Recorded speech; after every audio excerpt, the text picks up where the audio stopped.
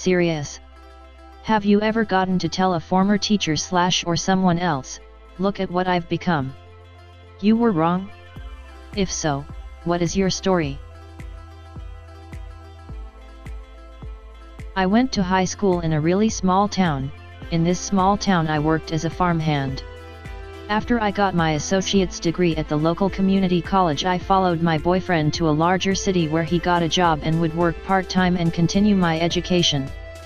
When I told my boss about my plans, he said, $50 says you'll be pregnant in 6 months. You better believe I went back and collected that $50. Now I'm married, own a house, and 2 years into my PhD. Still not pregnant. My first grade teacher. I gave her a big hug on the last day of school. She hugged me back and told me one day you will be too big and will be embarrassed to hug me. I told her I'd never be too big. She just smiled. Cut to 15 years later, I am 21 and just got back from a deployment, went to visit / surprise my mom, 4th grade teacher in same school, at work. Saw my first grade teacher there and gave her a hug in front of her class of kids. I reminded her I would never be too big for a hug. My art teacher in my last 2 years of high school, in the UK, told me I was talentless and lazy, and caught me and my friends once in the school concourse looking at my portfolio of set and costume designs I was prepping for an interview for theatre school in London.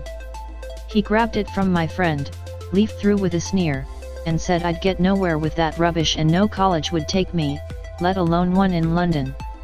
Well, I was offered a place on the course the day after my interview, mostly on the strength of my portfolio. Fast forward to my final year in college and I was designing the sets for one of the BA acting classes shows, and I don't recall why, but we needed chemistry equipment as set dressing. As I was back up in Scotland for a long weekend, I called my old chemistry teacher, who I did get on with, and he agreed to give me a loaf of stuff he'd had lying about in his garage. I went into the school to pick the stuff up, intending just to go in and out again without speaking to anyone else, but do I not run into the art teacher in the corridor and he demands to know what I'm doing there. Oh, just getting some props for the show I'm designing, down in London. His face was a picture. Funny thing is, I've since had illustrations professionally published, have sold paintings, and I actually can't even remember that art teacher's name.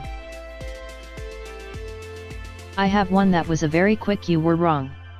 My life until I was 11 or so was pretty normal, but serious issues at home started to really take a toll on me.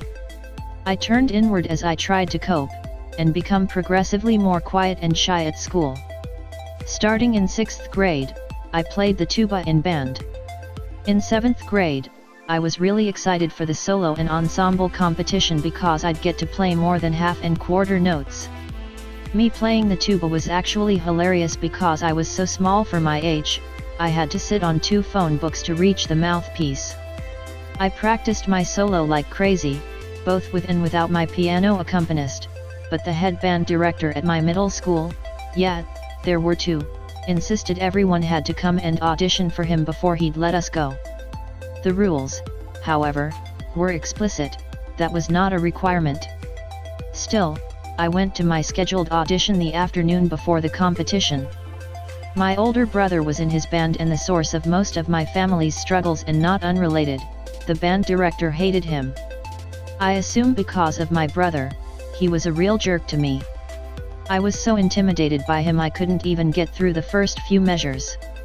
He yelled at me, told me I was not allowed to go to the competition because I'd embarrass him and the school with my performance. Then, for the first time in my scholastic life, I felt part of myself push back against the authority. He was probably 6'0" and I was this tiny kid who probably weighed 90 pounds and was no more than 5 feet 0 inches. I remember rage filling me over how I was being treated. My jaw clenched and I coldly said, "It's not your decision." He stared at me for a moment, then launched into a tirade telling me about how lazy and untalented I was.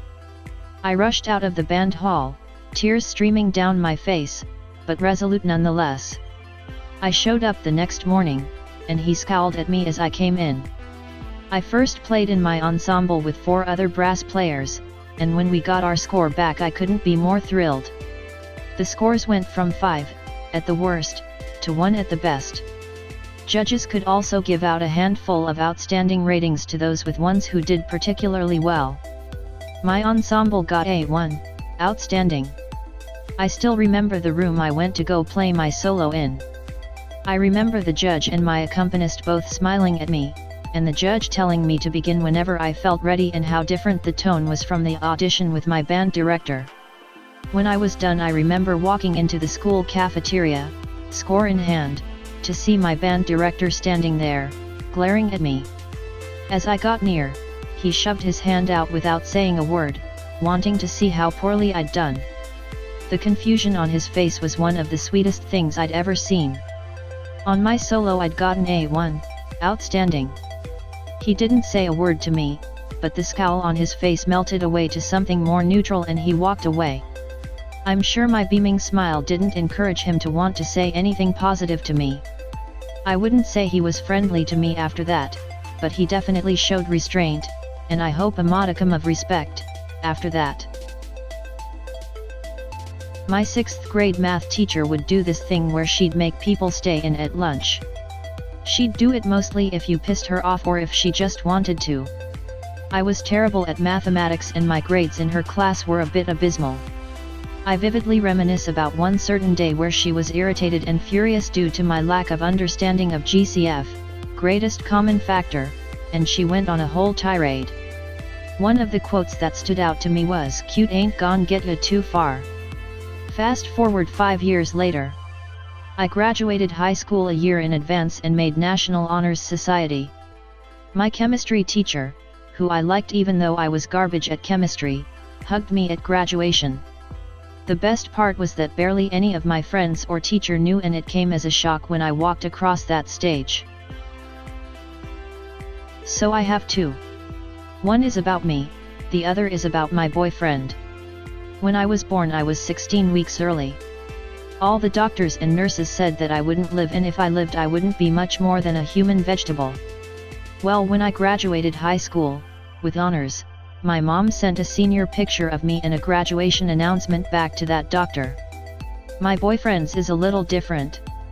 His mom got pregnant with him when she was in high school. One of her teachers said that she should abort him because she wasn't married, this was in the 80s, and couldn't care for him. 17 years later, my boyfriend has that same teacher for a substitute. He asks if he's Julie, mom's maiden name's boy. My boyfriend's response? Yeah, I am. You're the guy who said she should have aborted me. In 6th grade everyone took a typing class where, among other computer basics, we were supposed to be learning how to touch type. I was struggling a bit because I was mostly using the correct fingers on the correct keys, but I watched the keyboard and not the screen. Also, I could never get the hang of the 2 shift keys. I'd only use the right shift key, which meant I was using the wrong pointer finger when doing some of the middle letters as capitals. The teacher insisted that I was never going to be able to do anything on computers and would fall behind. Fast forward to senior year and I'm taking a LOTUS 123 class with the same teacher. I'm now the top student and she's asking me to go help everyone else after I've finished my assignments. I showed her. LOL. Thank you for watching, subscribe for more.